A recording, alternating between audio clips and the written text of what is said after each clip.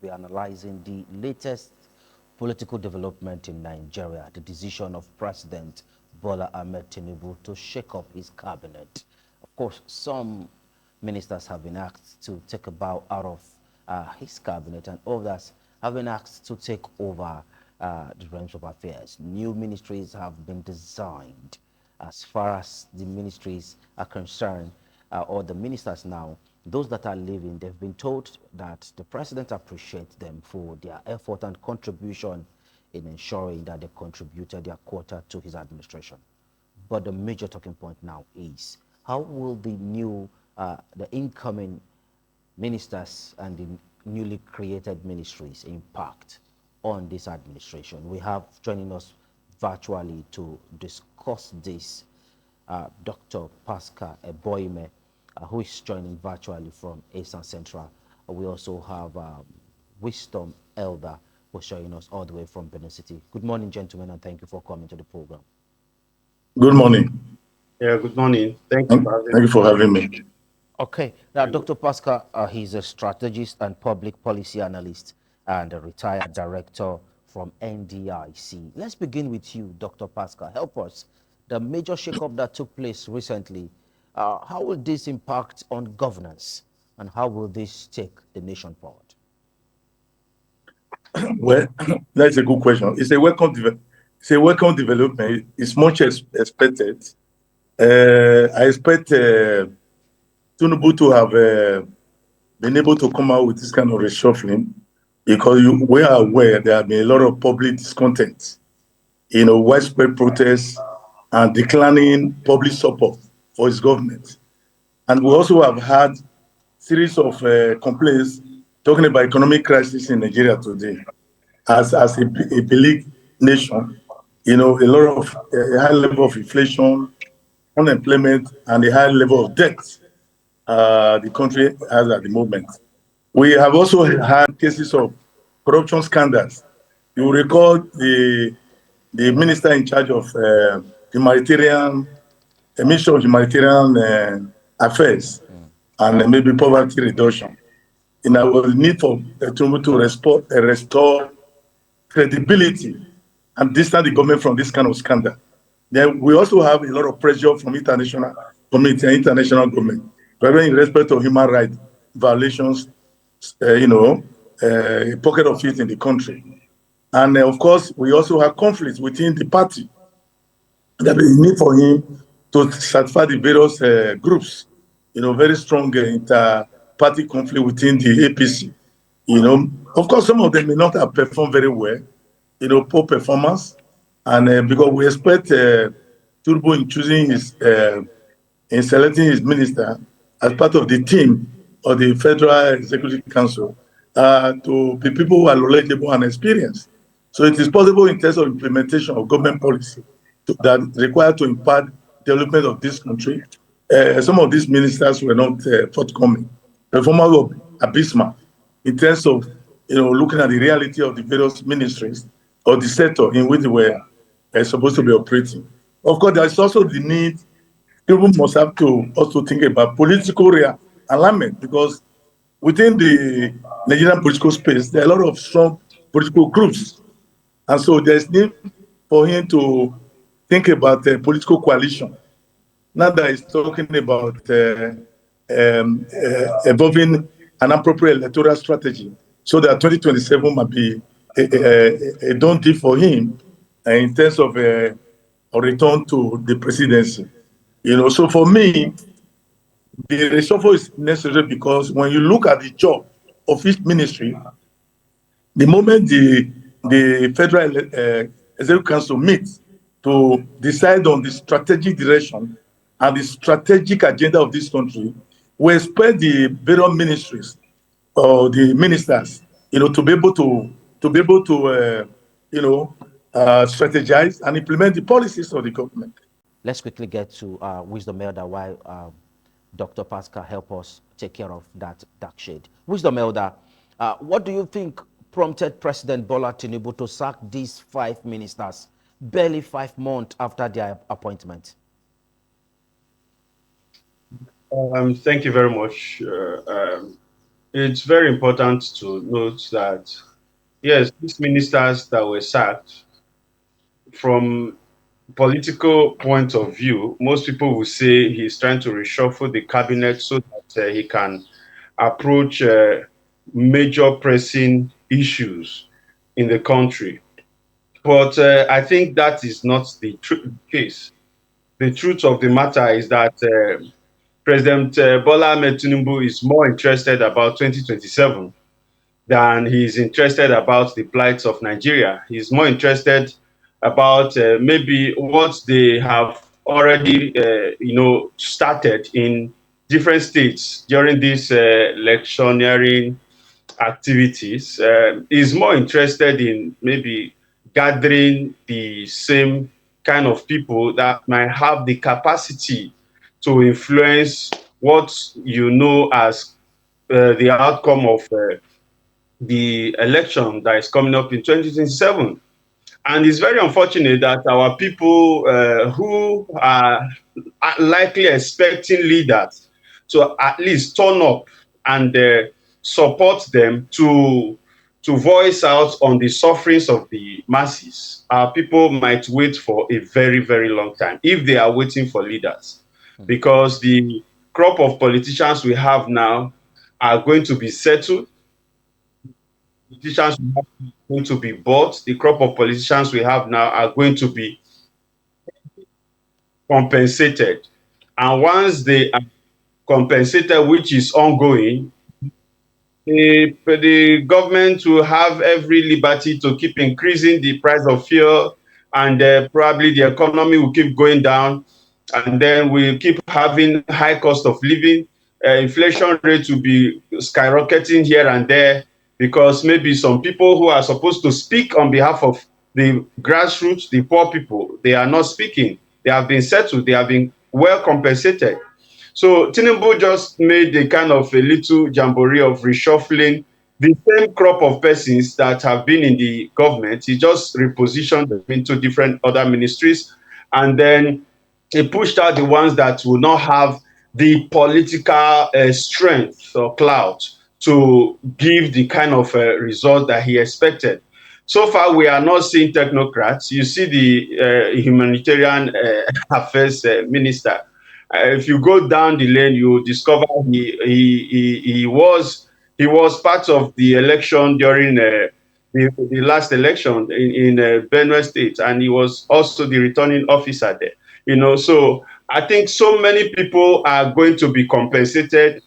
A lot of businesses of politics, businesses of shopping for political appointments and trying to bring them into the system is going to be seen in play.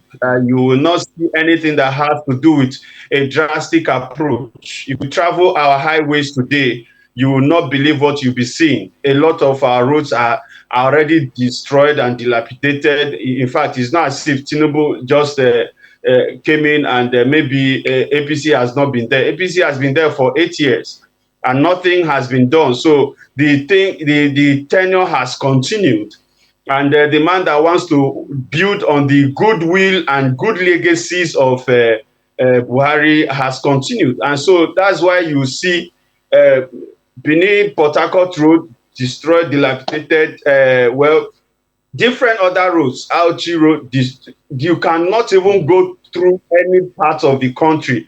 Okay. Look at Ore, the bridge, bridge from Lagos down to the southwest. Look at that Ore road. The flood closed everywhere. The bridge, in fact, had to collapse. And how are people going to be moving? And these are people who are trying to escape from the high cost of flight. Tickets for your flight going here and there. These are people who are trying to escape that and going through the roads, and we are having the worst kind of roads in the country. And these roads are being. This was what we complained about when you were awarding your east-west road as a major drive for a real boost to our economy or whatever we're doing. What about the ones that were there that has already been dilapidated, that has already been destroyed, that are in a state of comatose? People cannot even go from one state to another without spending 3, 4, 5 hours, or with a fuel that is high, very expensive. Where do you see the fuel? And Okay. people cannot travel freely. So, and then you are starting a new project. It's so unfortunate that we have this kind of environment that we find ourselves, and there is still going to be a lot of shopping Okay, because the president Pastor Wisdom is going Elder. to be, Okay, thank you yeah. very much. Let's get back to Dr. Pascal. Dr. Pascal, do you believe this decision was primarily based on performance, political considerations, or other factors like Pastor Wisdom Elder has said?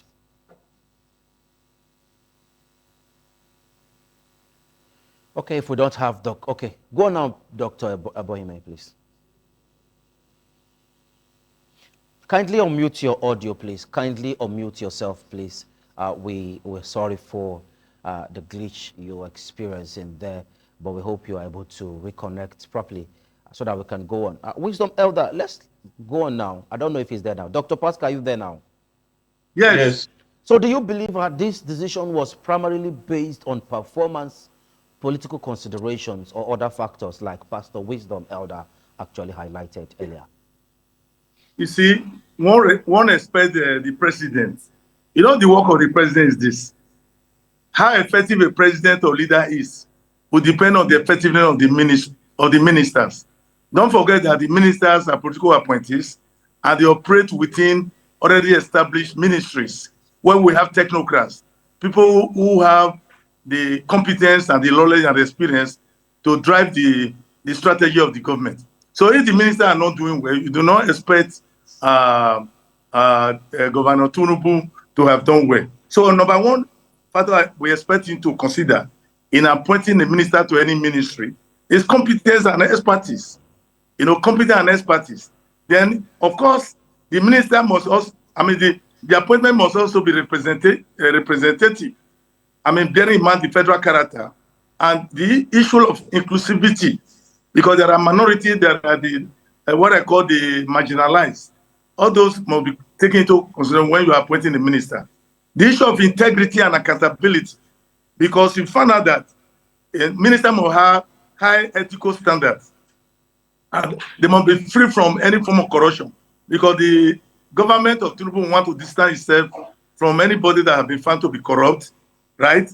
And of course, there is also the need for appointment to reflect the political landscape. There's need for political balance, because you find out that there are a lot of differences, regional interests, and different political parties.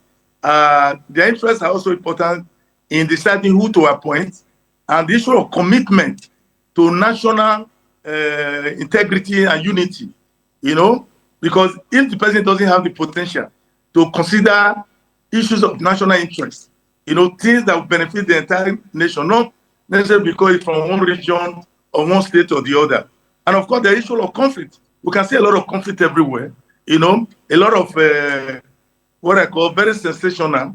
It has to be very sensitive to potential conflict that could erupt. So by and large, Tinubu has done the right thing, because without getting the right team, you know, a right team, a formidable team that is cohesive, a team that we have high level of interaction and communication, a team that will be competent to look at the reality of various ministries and help the federal government to execute, you know, major policies of the government. If the people are not competent, if they are not sensitive to the stake reality of a plural nation like Nigeria, with diverse culture, religion, and language, of course, they will have problem in executing government policy. And pockets of unrest, public discontent, which we have experienced. Look at the youth; they are not happy.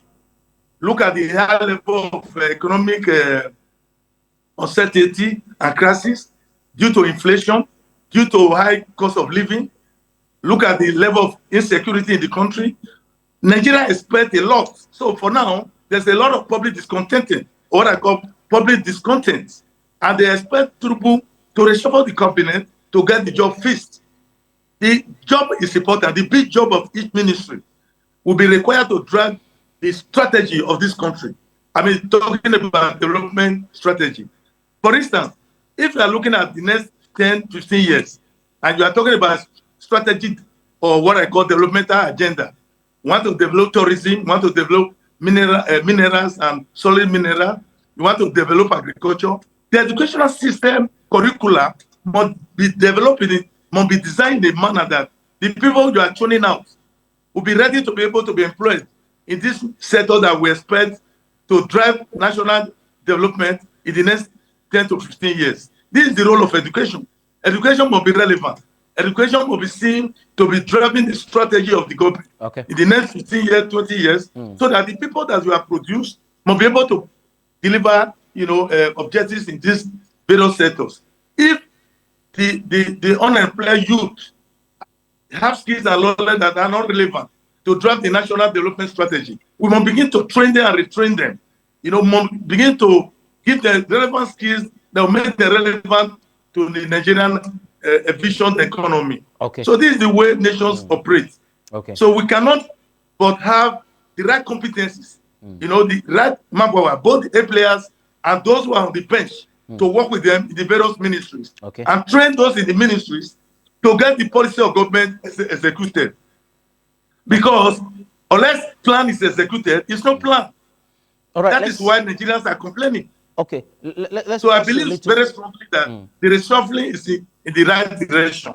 To pursue the right direction of the federal government. All right, we'll get back to you in a moment. Let's return back to Pastor Wisdom Elder. Pastor Wisdom Elder, how might the removal of the Minister of Women Affairs, Uju Ken Oheneye, affect the federal government policies on gender equality and women's empowerment? Now, owing to the fact that a new bride is brought on board, or they have brought in someone else from the Southeast, talking about the wife of the former warlord, Bianca Ojukwu.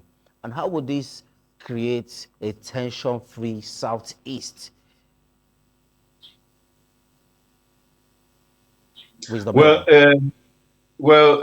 What is going on, like I said, is politics, and Tinubu is actually a politician. You understand? He's actually a politician, and he's trying to show that he is going to come up with a different strategy for 2027.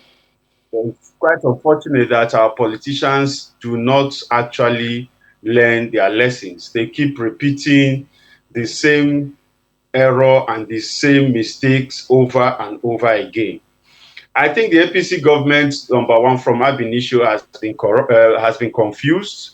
We were looking at cutting down cost of governance and reducing the number of ministerial appointees down and down and down. But instead, Tinubu that came out and said even the Oranseye report will be adhered to the letter, even sent the report to National Assembly. He has even proliferated so many other offices, which, if you look intrinsically on these offices, they are actually non-relevant. I'm telling you, they are absolutely not. You are creating ministry for livestock where you have the ministry for agriculture. I don't understand where you are coming from and where you are heading to. You are looking at a ministry, we have been talking of humanitarian ministry, and we know the level of poverty, the lack of attention to humanitarian activities in Nigeria. That tells you volumes that that ministry is not actually for humanitarian per se to dispense humanitarian services to the people, rather is to attract, in quotes, any offer of humanitarian services from all over the world to Nigeria, giving it a platform, a pocket that there is something like this existing in Nigeria, so as to grab the money. So APC has always come up with a selfish intention. They have always come up with a very, very, very nonchalant, people unfriendly policies that even though you as a human being or as a person is suffering, they don't care. It's not of their business. They don't even bother whether people are suffering or people are, will have problems on the way. like my brother that is talking from the angle of maybe Tinubu trying to reshuffle so that a lot of things can begin to move, come in place. I don't know where the area in Edo State is operating from, but let him ply within his own, the federal roads in his own area, maybe from Isha or from the other side. Let him ply these federal roads in his own area and see how deplorable our federal roads have become. Now we are talking of Edo State. Now go down to from just Benin to Port Harcourt, that would have been less than 3 hours or thereabout. Now takes us close to 7 or 8 hours. And a journey of less than 5,000 is now taking us 20,000 naira to pay. That is the effects of whatever Tinubu is doing to the people. People that were buying fuel, filling your tank for 19,000 or 23,000 before now, are using over 100,000 to fill their tank. Now, is the cost of fuel going to be added to capital of somebody who is running a business in this country? That is the effect of what Tinubu is doing. We have to speak up. People are suffering. People cannot look at the rise that you met at close to either 30 something or 40,000 is now 120,000. So don't tell me about reshufflement. Reshufflement. How many of these people in cabinet today, how many of them are technocrats? How many of them came the same way Obasanjo brought in a lot of sharp brains from all over the world into Nigeria to revamp the economy? How many of these people are technocrats? How many of them have accomplished fields that they are occupying even today in those ministries? You have an engineer that is handling humanitarian. What has he to do with humanitarian affairs? What has some of these people, the people whom you are putting as several ministers handling different ministries, which experience, which understanding, what have they been able to accomplish? You are rather looking for people that can go back to their communities and shop for votes and be able to gather the needed votes for you to win the next election. At the detriment of the country, at the deplorable state of all our roads, our refineries are not working. What are you doing? What are we doing in this country? What are we even blabbing and saying that the president? What does the president think he knows? It's over 1 year and nothing has happened.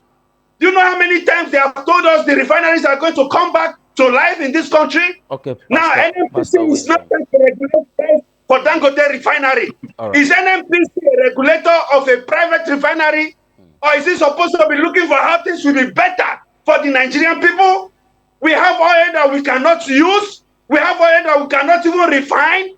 And we make budgets every day, every year. We make budgets for this country, for refineries, for everything that has to do with NNPC. Yet, nothing is going on.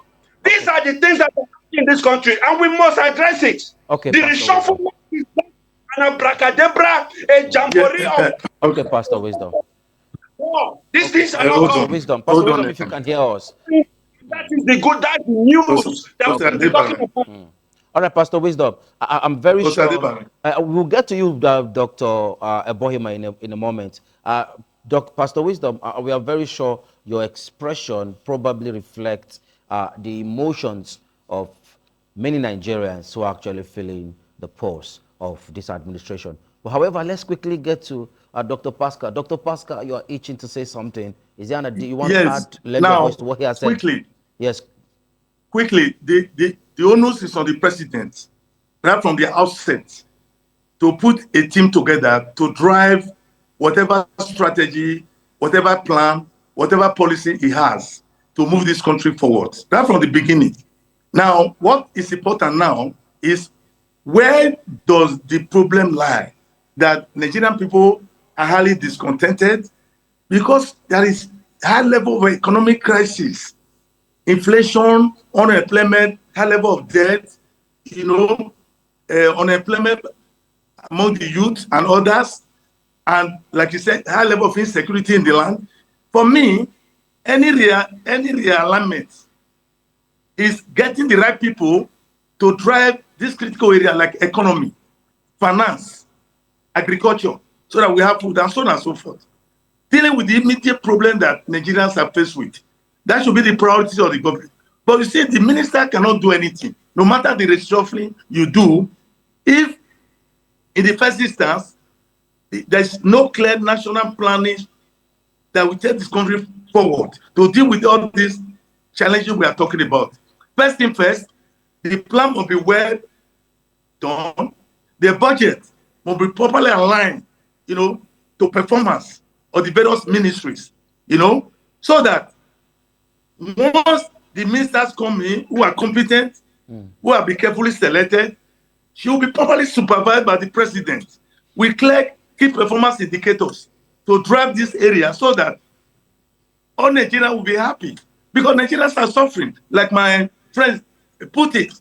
To put the long story short, what we are saying, he must get his priority right. He must get the right people competent as minister to drive those ministries that are required to put smile in the mouth and the faces of Nigerians. We know where the problem are. High level of insecurity, services are not reaching the people. There's instability in electricity supply, right? There is no food. People cannot afford food. High cost of living. All these are issues. We need to get the team together with the cooperation of the National Assembly to drive this area of national priority so that the problem of the people in the short term can be addressed, medium term can be addressed, while they are planning strategically to the future where education will not come in, where health strategy will not come in, right? So that Nigeria can move forward. Like my friend put it, it's not a job to be done by Tinubu alone.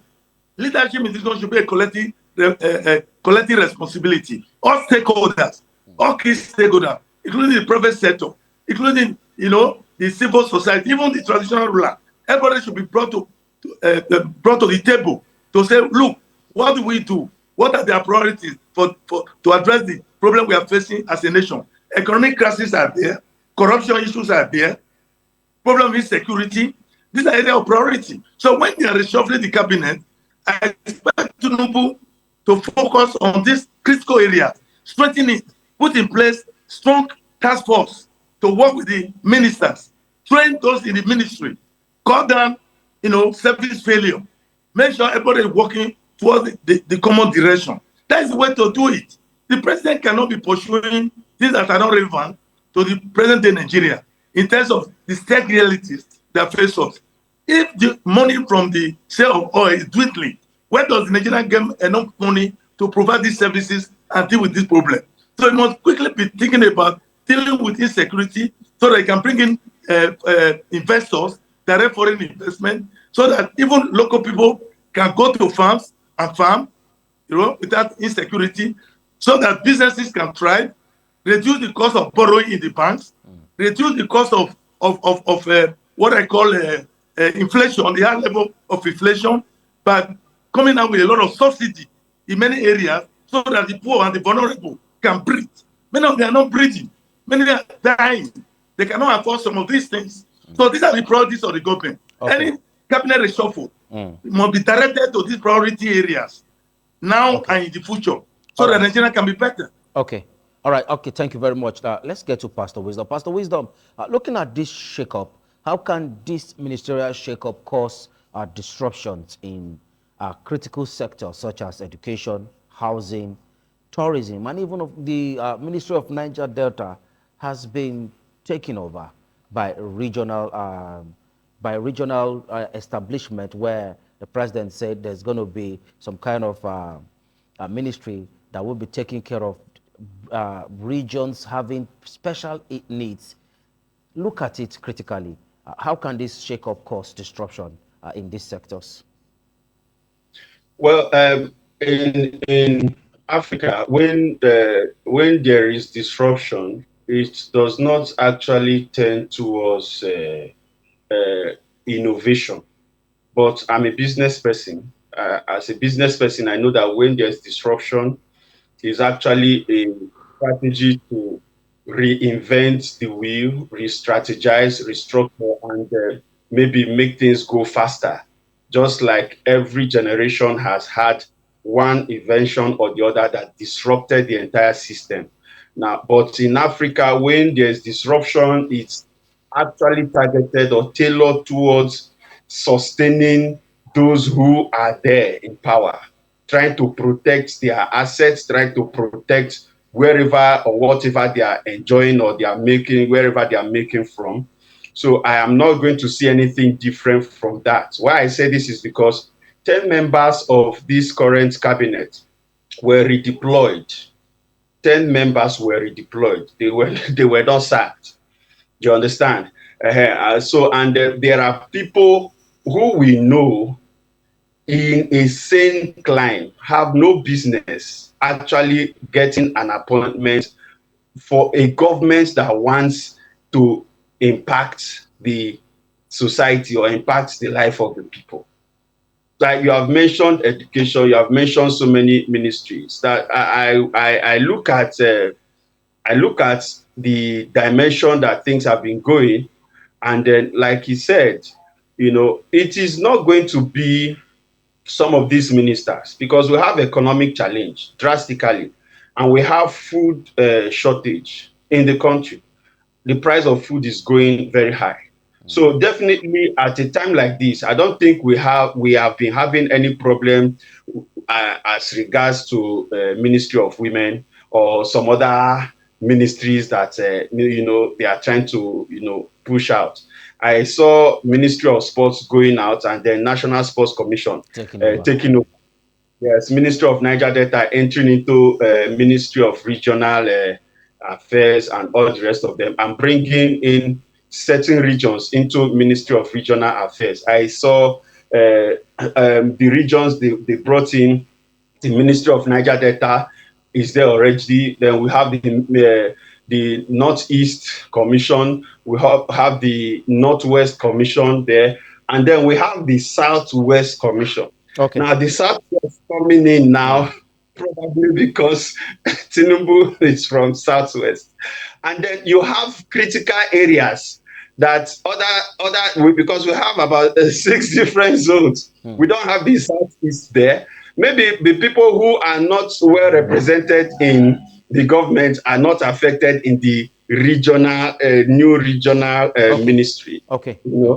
So let me tell you that the same politics that we have been crying for, that has been taking out the food, common interest of the people, is still what is going to be playing in all these ministries, because you did not bring experts, you did not bring technocrats. I'm yet to see the likes of, I don't want to mention it, but if you know the way Nigeria was reformed from Obasanjo throughout PDP, honestly, I'm not a member of PDP, but if we are making progress, we should make progress from what has worked and what has been very effective, and we should make progress and improvement on it. So if you know the kind of technocrats, the kind of experts we had then in Nigeria, when our economy was booming and people were seeing us as the next home for even the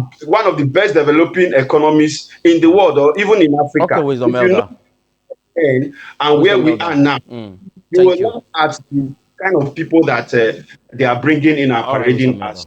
Thank you very much. We appreciate you, Dr.